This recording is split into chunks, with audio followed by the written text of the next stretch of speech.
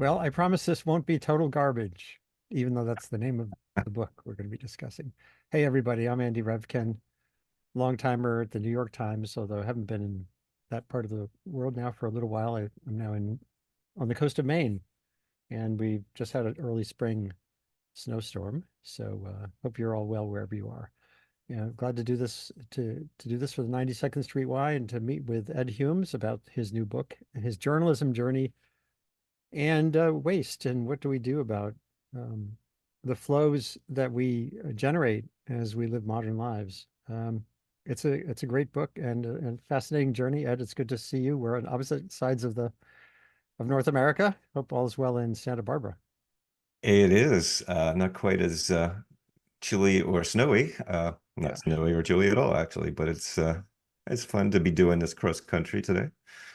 Yeah, and your work, we have similar chronologies. The 1980s is when I got into journalism after an undergraduate focus on science. And you developed your career early on, got your Pulitzer Prize at the tender age of 31. And you've been a deep digging journalist. You've written these a whole array of narrative nonfiction books and fascinating topics. How the GI Bill transformed America, DNA evidence, and how it's sort of changing criminal Yep. investigation and crime, the failing juvenile justice system and around Los Angeles. But this book is your second book on garbage. You did Garbology, Our Dirty Love Affair with Trash a decade ago, and here you're circled back, kind of like Al Pacino in the one of the Godfather movies. So I got to ask you first, what is it about waste that consumes you? And I'm using the word consumes. Uh, I never imagined that I would rate one, much less two trashy books. I had got a great blurb for the first one from the wonderful Bill McKibben, who said it's the first dirty book I ever bought that I don't have to bring home in a brown paper bag. So that's on the cover or back cover. But yeah, it's the spark for the first trash book, which really focused on what we throw away, what we roll to the curb, um, was just one of those mental click moments when you're taking out the trash, something I've done since I was a kid, the family chore. I had to take out the garbage. And um, I had a really heavy can that day and I rolled it to the curb and I'm looking up and down the street and there's a whole line of overflowing trash cans. And it's the kind of thing you don't see until suddenly you do see it. And I got curious. I said, well, I had no idea where our trash went. It was kind of the dark web of waste, and I just started doing a little research. And where does it go? What does it cost us? What does it do to us? And all the answers were unexpected. We make way more of it than the official line holds, that we have almost twice as much now than the official EPA figures of what every American throws away. And that recycling was 50% was actually loading them onto containers and shipping it to China. And we called that recycling. Right. So all those virtuous feelings I was having about throwing it in the blue bin were kind of evaporated.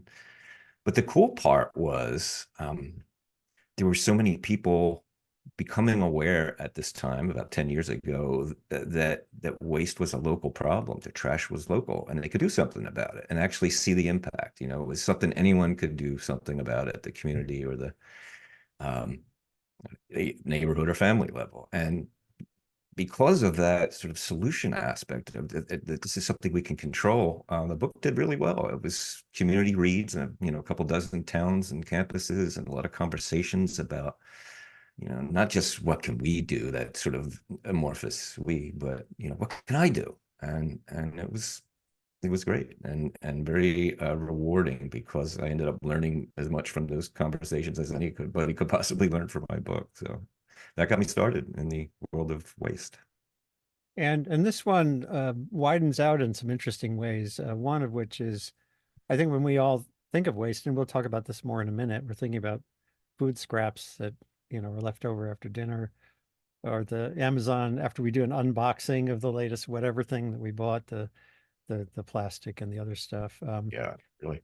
But you take a wider view of waste in this book, which is really useful to me, especially because it gets into terrain I've been writing about for a long time, the climate change, where some of the waste gases that we produce through our energy use and transportation and everything we do are invisible. They're like they're not even like the smog that you grew up with in LA, around LA, or even when you were in the East Coast, visible air pollution is one thing, but CO2, carbon dioxide, methane, these are gases you don't see.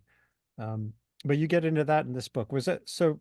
Tell me a little bit. Tell us a little bit about how you widened out your perspective and why. And then the other thing, of course, about this book is there's a bunch of stuff on what do you do, but let's focus on the wide angle. Yeah, well, I guess the question I was exploring in this book was, what if all our kind of big, seemingly looming and unsolvable environmental um, cataclysms in the making that we feel so helpless to deal with, what if they could be uh, looked at as symptoms of one single disease? What if we just had an arch villain and we could deal with that? And that when we do, each of those problems, from climate to plastic pollution to forever chemicals getting into everything, they're all symptoms of the wastefulness embedded in our daily lives and our products. We have the most wasteful civilization in history, and what we roll to the curb each week is kind of the least of it. It's most of what you pay when you pay your electric bill is paying for the waste inherent in the way we make electricity. Most of the, 4 out of every $5 you pay at the gas pump to fill up the tank is going to waste, because so much of the energy that is consumed by an automobile doesn't move the car. It's a furnace on wheels. It heats the world, and it Right. emits the carbon pollution that is so vexing us now. Um, and the cool thing about reframing it again as waste is something that people don't like. There's no partisan faction. It says, "Yay, waste!" Let's keep doing this. Right. And if you can reframe these problems in that way, it's kind of the secret sauce for a little less anxiety and a little more hope, and a pathway to doing something about it. And that was, again, finding those people who are doing something about the game changers, and ordinary people right in our neighborhoods who are catching on that dealing with waste deals with a lot of other issues, and ends up saving you money or even making you money while you're at it. So there's a reward for looking at things this way. You're not getting rid of things you love so much as you're upgrading to things that you love better when you're getting the waste out. That's a cool story. Yeah.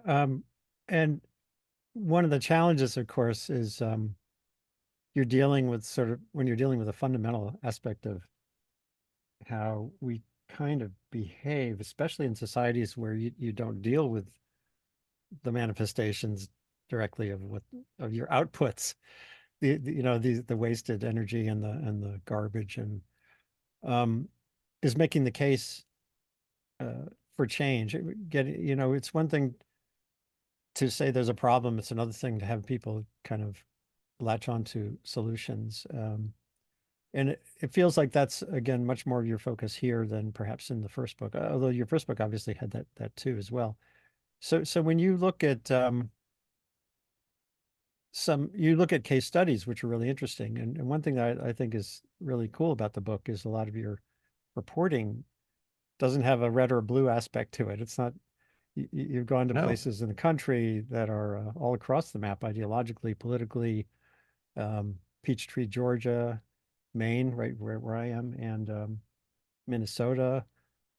So what makes a community different? What is it you see in places that have acted? And maybe you could take a couple examples forward that seems like it's spreadable or is it unique to certain circumstances? Well, we could let's start with the trash can, and the problem of disposable plastics getting into everything. Right? I mean, that's a form of waste that's really crept up on us, and it's in everything. It's in our food, and it's in our water. They're finding it in newborn babies' poop. For gosh sakes, Yeah. when some a pollutant becomes that pervasive, this disposable product that we sort of thoughtlessly brought into the world and you know haven't taken care of, that's not normal, even though we keep on buying and chucking the stuff and adding to the problem. So um, Maine has been a real leader in trying to rein some of that in through I call it the polluters pay law, but the technical term is environmental, I mean, rather extended producer responsibility laws, and basically it was considered an outlandish concept when it started about 10 years ago now. Uh, the sustainability director of the national rather the Natural Resources Council of Maine started talking to people about, well, what if we shifted the mailing address for the bill for our recycling and send it to the folks who create these products that we can't recycle and are getting into the environment. And why are we subsidizing that? In the past, beverage companies and container makers and packaging makers had to deal with the mess they made. Let's go back in time to that. Right. And she's, town council after town council meeting and rubber chicken dinners, she's just kept talking about this very simple idea that no, we're not regulating. This is just capitalism. They get to keep their profits, but they need to pay their own way too. And it started getting traction when recycling became such an expensive and difficult burden on these small town budgets in Maine that suddenly this idea sounded, hey, why haven't we thought of this before? And I guess Sarah Nichols, the woman who was really the architect of this law and drove its passage the old-fashioned way, incrementally, and winning hearts and minds. Uh,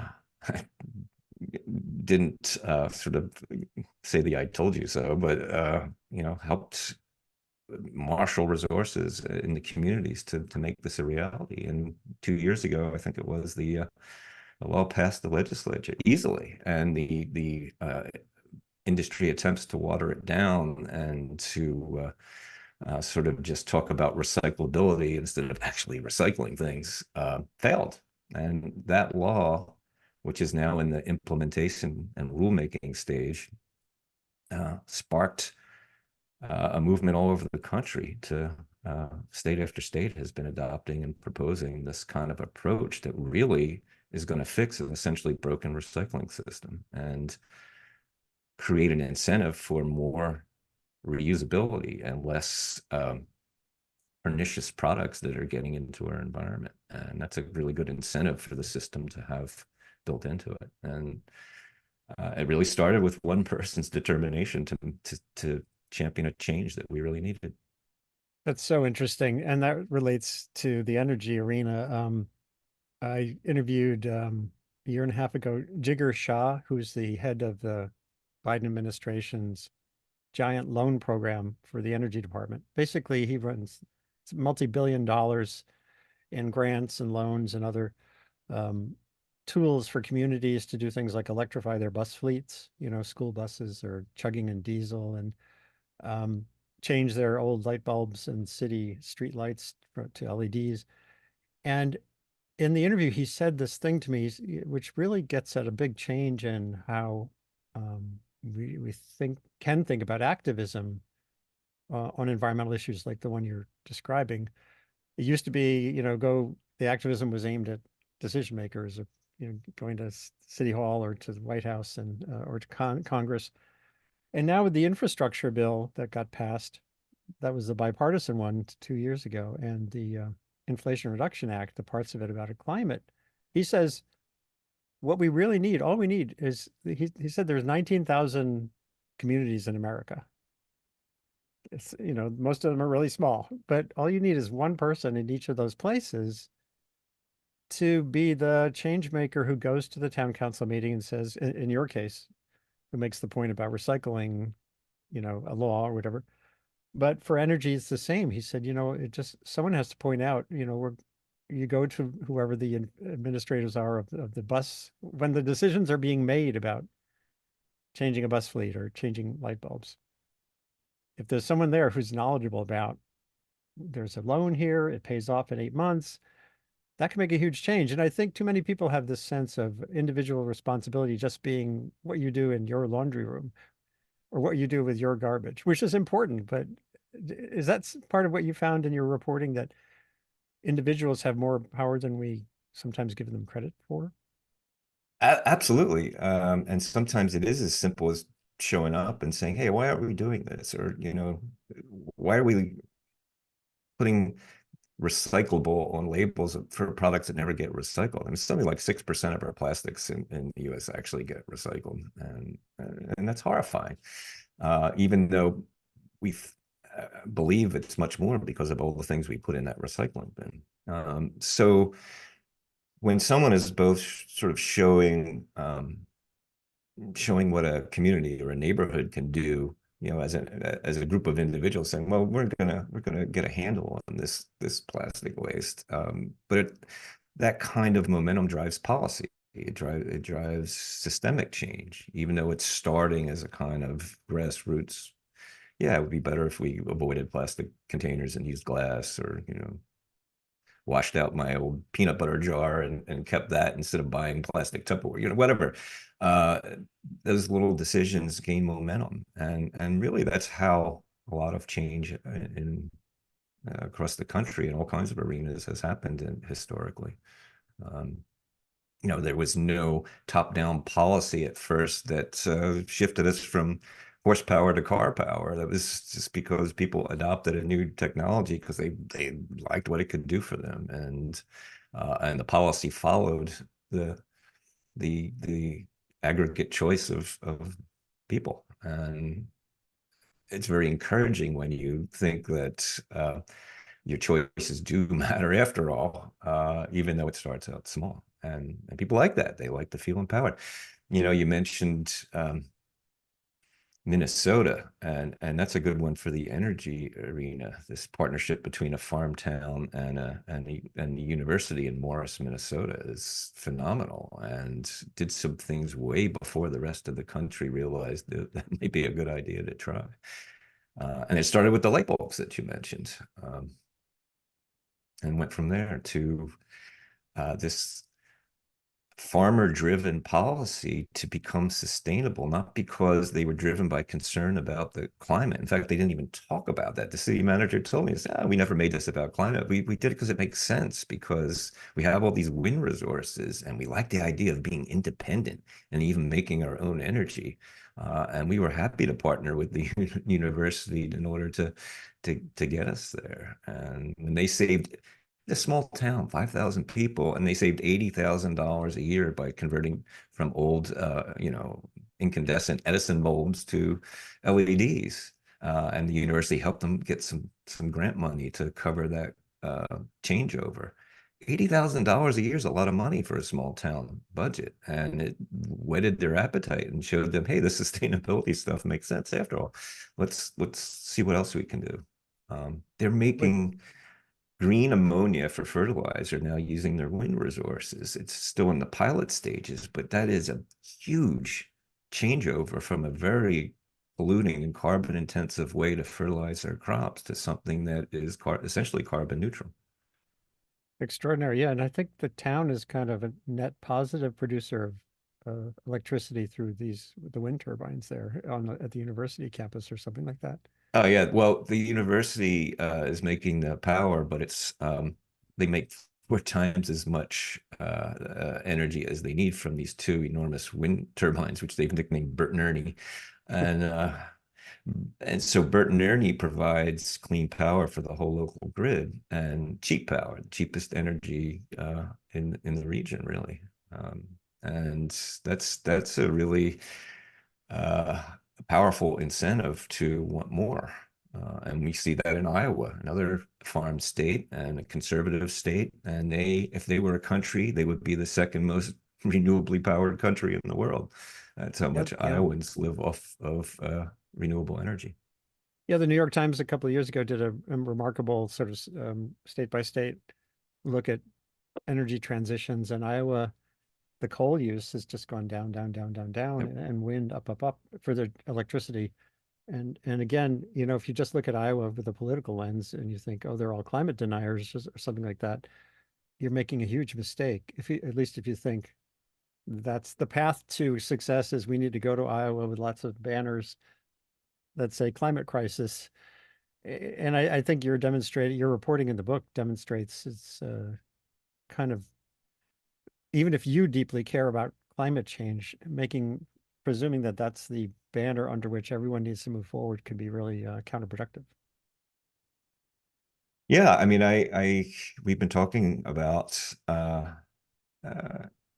climate and what needs to be done to try and slow and eventually stop making it worse. But that's just not motivating enough people unless they also feel like it's something that's going to provide a benefit now, a tangible one, and that's understandable. You know, Walmart of all places discovered this when they decided to get into the organic clothing space, and they pitched it as better for the environment and grown responsibly and without chemicals. And they showed pictures of farms that were like polluted, hellholes from all the pesticides that need to be done, and next to these organic farms that look like parks, and nobody was buying them because they cost more. And then they changed their approach and they marketed their organic clothes as important for your children's health to have chemical-free um, children's clothes to make sure that they had the safest and healthiest possible underwear and t-shirts and everything else that you can make with organics. And that did get Walmart shoppers' attention. They said, "Yeah, well, we'll invest in that because I don't want my kid to have clothing that could be a health risk for them." Yeah, okay. And they are now the largest seller of organic clothing in the world. So messaging means a lot, framing means a lot. And that's why I think framing the issues that are driving climate change or driving plastic pollution as waste and health and economic issues is absolutely the way to go, because that's what people are most likely to act on.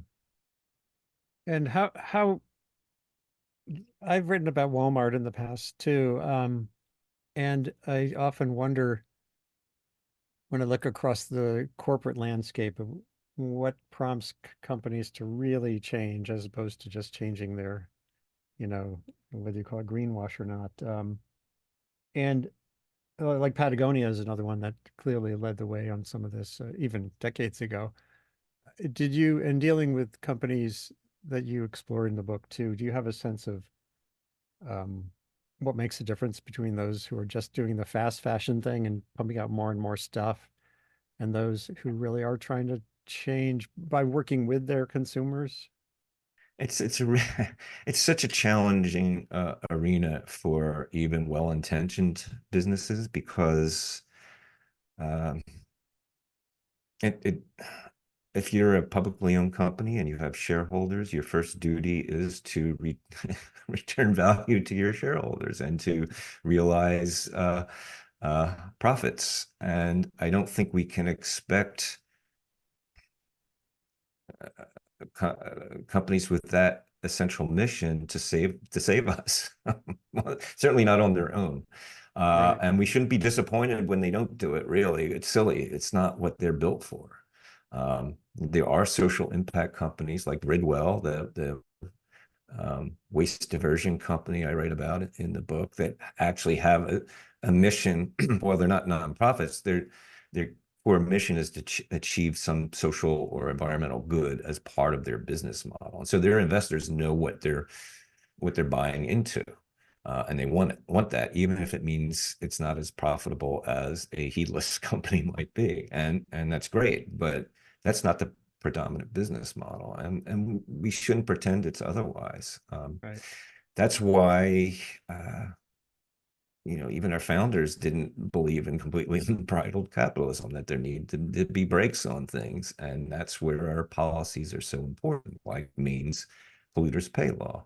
That will change corporate behavior. It won't affect them from being profitable. It will uh, compelled them to pursue those profits in a less harmful way and take it from there. That's the kind of policy that we need more of, and not just in plastic packaging, but in the energy space, in every space, really.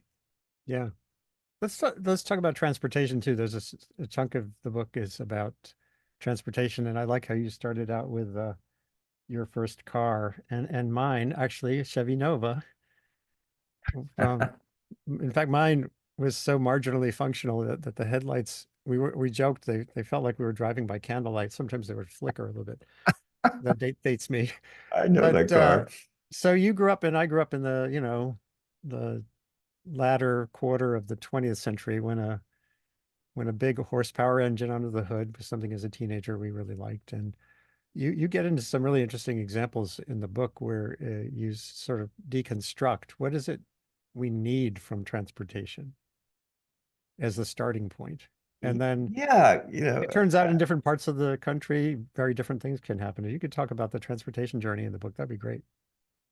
yeah. Well, I mean, transportation is the single most wasteful thing that we do right now, mainly because of the physics of internal combustion. I mean, literally 80% of the energy that the average gasoline powered car consumes does not move the car. And that's just physics. There's no getting around it. It's why our sort of our fuel economy ratings that look at the miles per gallon is kind of almost a greenwash, because what we should be looking at is the waste per gallon, and it's for this. That's a lot of waste, a lot of energy that escapes into the world as heat and as carbon emissions and as toxic emissions. And it was the best we can do when cars were developed, and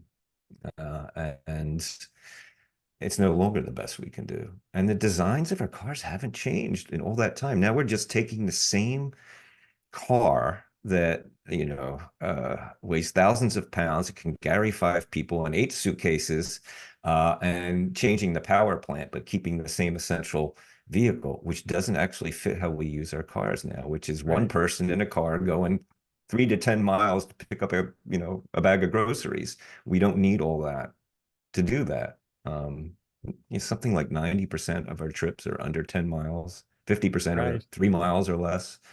Um, what kind of vehicle do we actually need day to day? Well, I went to a town that answered that question, and you mentioned it earlier, on Peachtree, Georgia, Right. and And not decades ago. exactly a great, liberal bastion. It's almost 40,000 people. It's 30 miles outside of Atlanta, and it may be one of the happiest towns I've ever been to, at least when it comes to their transportation and a lot of other things too.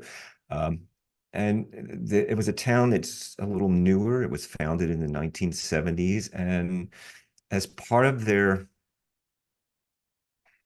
infrastructure, they've developed they call them their mobility pathways, which nobody actually calls it that, but that's what it says in the town literature. But what they really are is a kind of secondary road system where cars aren't allowed, and it's for walking and biking, and the predominant form of transportation is golf cart. They get around in little electric golf carts with old school, most of them lead acid batteries. They could go like maybe 40 miles.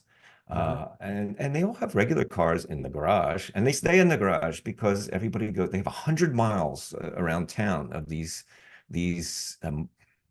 you know, micro roads. They're maybe 12 feet wide, so two golf carts can pass each other and wave, and it's a sociable, slower transport, but it's also um, more than adequate for the short trips that make up most of our journeys in with 1 or 2 people. Some of them, they have family-sized versions of this too. A rite of passage in Peachtree City is the uh, when you reach 15 and a half years old, you can drive your electric golf cart to school. And the parking lot there, there's preferred parking everywhere, including at the high school, for these little golf carts. Ah, You can't even, interesting. and the lines are even drawn for them. And there's little signs that say golf carts only.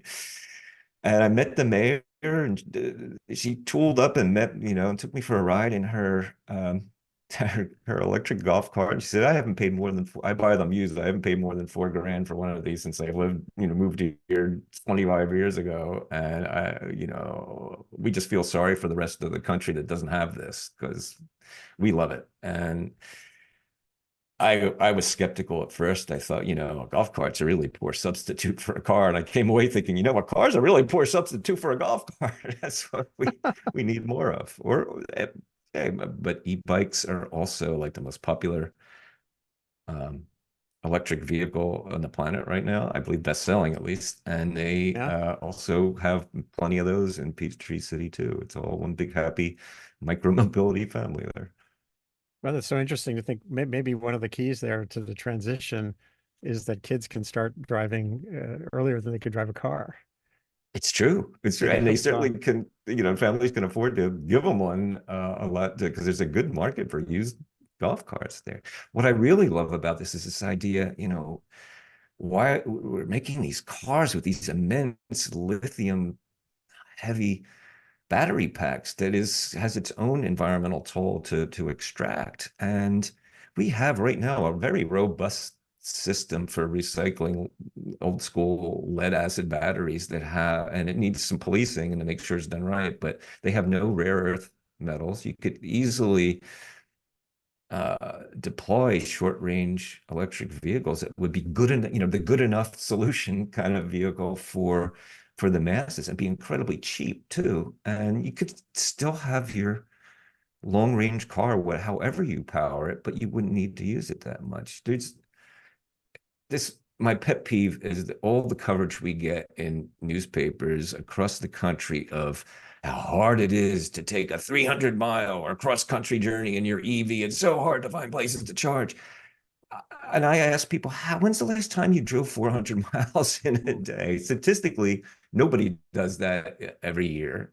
And rarely do we drive half that distance during a year. It's cheaper to just rent a vehicle or borrow one or rideshare one or take an Uber for those extended trips and then just have a smaller range car for your everyday use. It would actually, Oh, in most interesting. use cases, you'd save a lot of money that way.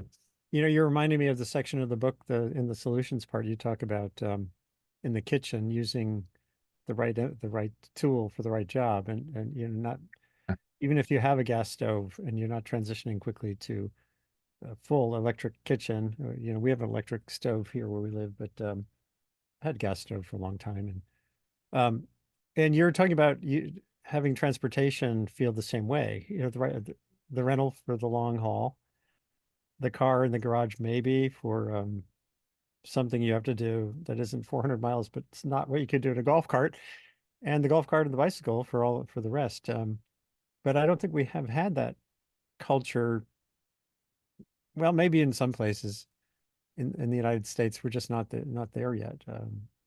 That's interesting, Well, though. I love that it's a town in Georgia that's living the dream there. And it's not me making this up. Oh, They are absolutely quality of life. There's no traffic jams. There's no traffic fatalities. right. Even the cops run around in ATVs and and golf carts. I have to go check it out, seriously. And this is all you're saying this is like 30 miles from Atlanta, right? Or Yep, something. That's kind of mind-blowing. it Now, is is. there this reminds me, so much of what we do or don't do or aspire to or don't aspire to is a function of what we're aware of. The fact that I write about the environment a lot, and I didn't know about Peachtree, Georgia, makes me feel negligent, but at the same time, and I'll probably do something on my webcast about it, my Substack thing, because you've mentioned it here. But what do you see as other than writing a book, um, what's needed in America to sort of transfer that knowledge? You mentioned that the woman in Maine, Nichols, I just saw recently she's speaking in Denver. So some of this is spreading around. That was on the waste management or plastics recycling. What would success look like to you in terms of having everyone understand the possibility of being a peach tree or a Morris, Minnesota, or a Maine? What would that look like? Yeah, part of it is And it was sort of that waking up moment I had when I said, "Where's my trash going?" You know, it's we've accepted as normal this fantastic amount of waste that's pervasive in our homes and our products and our daily routines, and it's not normal. It's unprecedented in history to have a civilization where what we squander is what's killing us more than what we actually use constructively. And um, sort of just seeing that it's not normal to waste so much plastic that we're eating the equivalent of a plastic credit card every week, according to the World Wildlife Fund study on this. And it's everywhere. Or, you know, I wrote about a couple of chefs who are sort of trying to convince their industry, both restaurant and the home cook appliance industry, that electric induction is the way to go. And you look at this one chef's kitchen in Pittsburgh, Chris Galarza, and it's cool in there. They're not sweating buckets cooking meals. They're turning out food faster. They need smaller ventilation systems because induction stoves don't actually make heat. They make magnetic fields that heat the pot very specifically, and there's not a lot of flames, heating up everything, including the chefs and the room. So it saves money. It turns out food faster, and in homes it doesn't create indoor air pollution that is harmful to the vulnerable. It's a 42% risk of childhood asthma incidents in homes that have gas stoves versus homes that don't. I had a son with childhood asthma. If I had known that, 20 years ago, I'd have ripped the darn gas stove out, no question, and gotten anything else. But now we have this amazing technology, and a lot of people can't afford, or they're renters and they can't Right. upgrade them. But these little tape countertop induction burners that aren't actually burners, they're little, magical magnet cookers, really good and very affordable. And you can do the mainstay if you're cooking pollution free and quickly and safely with less of a fire hazard too. I mean, kids can use these things. You can put your hand down on an induction burner that's on and it's not even warm. Um, and save your gas stove for the big feast and keep the windows open. Or if you have a ventilator that actually takes the fumes outside, most of them just put it back into the kitchen. It's just Right. it's horrible. Um, and for those rare feasts when you need all those extra burners or that big hot oven, fine. But most of the time you don't. It's the same with cars. Yeah. Use Well, the tools that you need, and you'll right. save money and be healthier and quality of life and all that good stuff. Well, one thing I hope people who are watching can do is go to the website edwardhumes.com, because there will be and are lots of resources there. And the book, of course, has a whole section on what you can do. Have, in our lives, my wife, Lisa McHaley, who's a longtime science teacher and teacher trainer on sustainability stuff, she really has tipped the balance here toward uh, looking at our laundry. For example, instead of going to the market where there's this giant aisle of giant jugs, we get these little wafers, like sort of spongy wafers of material now that go into the washer. And it almost feels hard to believe that that little square of detergent is the same as a cup full of liquid that has to be transported long distances. And I guess that gets to what you were saying earlier about the potential to just understand these things is there. But we also, when you go into a market, if you're looking at the laundry aisle, all you see is giant jugs. So how do these small things even compete visually? How do we make that transition seems to be an important challenge. And I do think people matter, like telling your friends, using social media or the like can be part of it. So what's the key to getting the success part into high gear on the messaging I awareness? think you start with things that make sense for your family or your home or your community. When people ask what has given you most joy, it's growing vegetables at home. I mean, that's Yeah. people who I think aren't aware of the immense waste built into our industrial food system in terms of the chemical waste and the fertilizer, the immense amounts. 1% of global warming is due to the manufacture of ammonia for fertilizer. It's the most Right. manufactured chemical in the world. It's incredibly energy intensive and it's toxic. It actually kills the soil in order to fertilize the soil. It's problematic. And we have learned, sadly, that all that waste to create large amounts of food makes less nutritious food. So you're actually paying for food that, up to 70% less vitamins and minerals, depending on the vegetable, than something you can grow in your own backyard at low cost without chemicals. And that's one of the other sort of waste heroes you don't normally think about as a waste hero. I was really happy to have in the book, which is an entrepreneur in Los Angeles who started this company called Crop Swap LA. And what he does is he talks people into turning their front lawns, ripping out the grass, and putting microfarms on them. And he could take 1,000 square feet of lawn that sucks up an incredible amount of water, which is a problematic thing in Southern California, and turn that into a microfarm that delivers fruits and vegetables to up to 25 to 40 families a Wow. week, and uses 8% of the water that the grass uses because he recycles the water, and it's solar powered irrigation, and it's Oh, fantastic. regenerative chemical free farming. It's so, and these are beautiful. They're more beautiful than like patches of invasive species grass in my view. And what a great story. He's cutting waste, he's feeding people in the food deserts of Los Angeles, Yeah. and it's beautiful. Well, the book is full of treasures like that in looking at trash. Total garbage, how we can fix our waste and heal our world. You and I grew up mostly in the 20th century when I just before I became a journalist, I was on a boat sailing around the world, and this is a long time ago and a whole nother story. But we went to two different uninhabited islands where the shoreline was littered with plastic stuff already in 1979.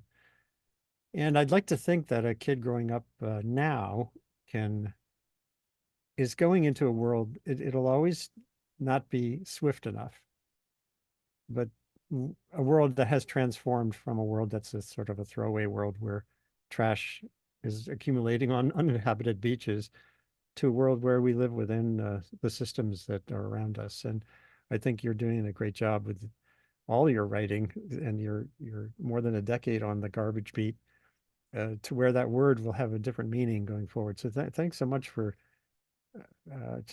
thanks so much to the 90 Second Street Y to have me come in to have this conversation with you, because I learned a ton, and I hope people will get in touch with you, and I'm happy to get in touch with anyone sometime to go deeper on these questions. Thank you. Oh, it's been a real pleasure. Thank you, Andy.